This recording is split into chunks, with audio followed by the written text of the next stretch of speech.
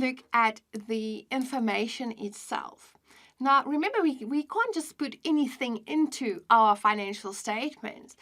The board wants information in the financial statements that will actually be useful. So what will make information useful?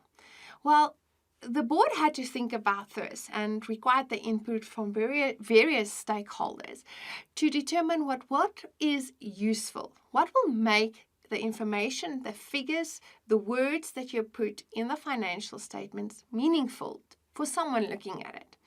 Now, they had to narrow it down, and they narrowed it down to basically 2 fundamental concepts. Now, this is crucial. Okay, so any information in financial statements has to meet these 2 fundamental concepts or principles. The information must be relevant, meaning it can actually make a difference in the decision of a user. There's no purpose in including information in financial statements if it will have no impact on the decisions that users make. Okay, so it needs to be relevant. Another important thing is it must be a faithful representation. Okay, so that means it has to be complete. Okay, complete in the sense that all the transactions for that period is recorded. Okay, it needs to be neutral, free from bias. Okay, and free from error. Okay? It's no use we give information to users and it's incorrect. Okay, so it needs to be free from error. There's 1 or 2 other concepts that I think we need to mention here that is specific to faithful representation that the board issued now in the 2018 Conceptual Framework. They added this. They said that the principle of prudence is very important. And what this big word simply means is when you make judgments about transactions, that you need to exercise caution. Not to overstate your assets or understate your liabilities, but to give a true reflection of that transaction as far as possible. So exercise caution in your judgment, okay, as a preparer. Okay. Another principle is the principle of measurement uncertainty. The board said here that they do understand that accounting in its nature has a lot to do with estimates. Okay, so sometimes a preparer of the financial statements, the company, can't estimate or give an accurate amount at this point. If you just think about a provision, for instance, that is an estimate of an amount. Okay, so you don't have the accurate 100% amount now, but you do make an estimate, and that is allowed. So what they call it, measurement uncertainty.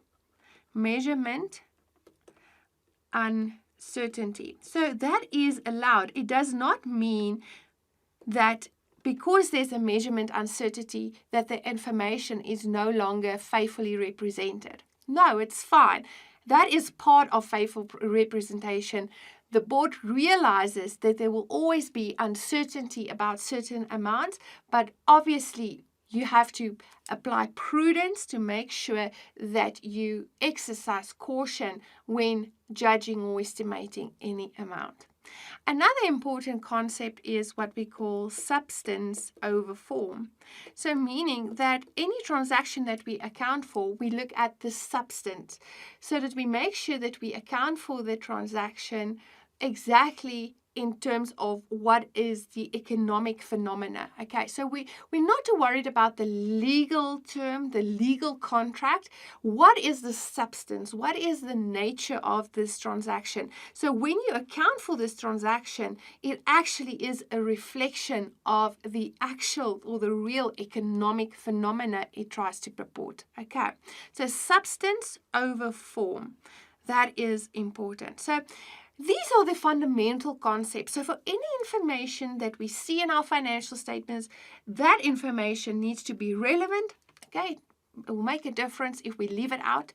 Okay, and it needs to be faithfully represented. It needs to be complete, neutral, free from error. Okay, yes, we can have estimates, it's fine.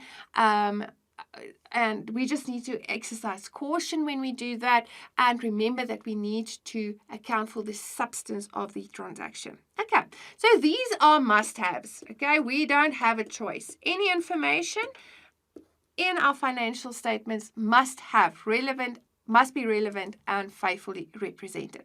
Then we have what we call enhancing characteristics, and these are qualities that actually just make the information a little bit more useful. Okay, it enhances its usability. Okay, if we could put it like that, the information needs to be comparable.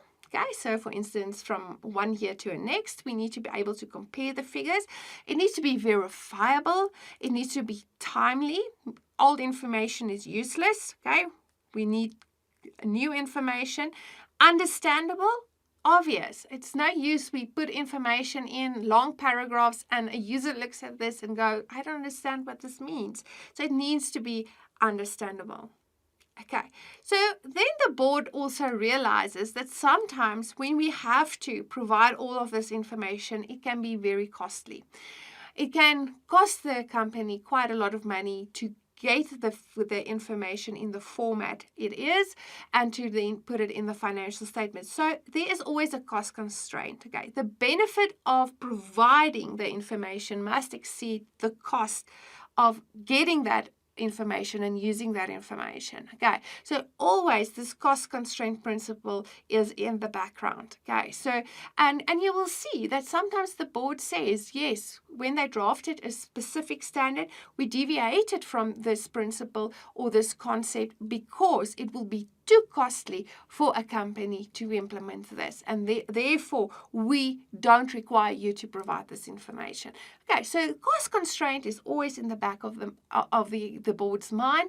They're weighing up what is the benefit of providing this information versus the cost of providing it. Okay, so that is the quality of information. Obviously, the users want quality of information because that will have an impact on their decisions. Okay, so in our next session, we'll have a look at the various elements in our financial statements. Thank you.